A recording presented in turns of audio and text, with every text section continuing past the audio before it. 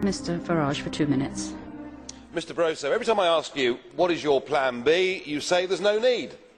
And every time I predict that another country is on the verge of a bailout, you say no, there's no problem.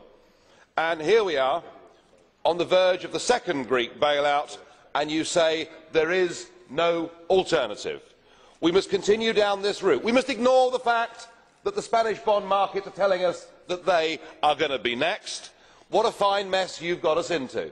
You have a 100% record for being wrong with every single prediction about the euro, and when you say today that this package will put Greece on the road to growth, oh no it won't, it will put them on the road to the third bailout, which we'll be discussing in a few short months' time.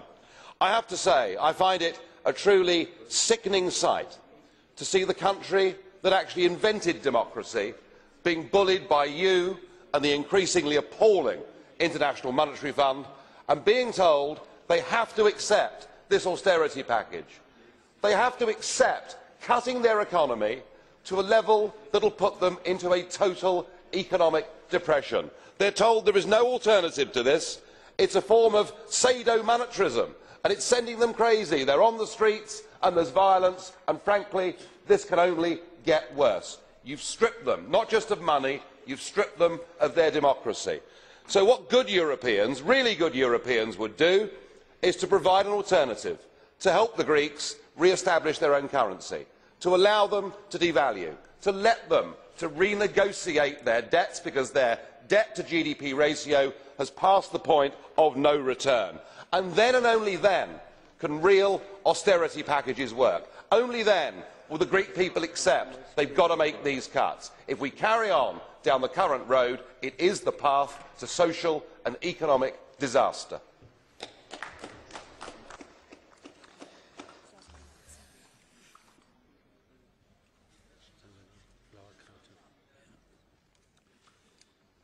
Herr Tzavela hat sich mit einer blauen... There's a blue card, Ms. Savela. Will you accept a question, Mr. Farage? Yes. Thank you very much, President. I have the following question for Mr. Farage. I would like to know what the external debt is of the United Kingdom, and whether he thinks that the UK should be using isolation as a policy.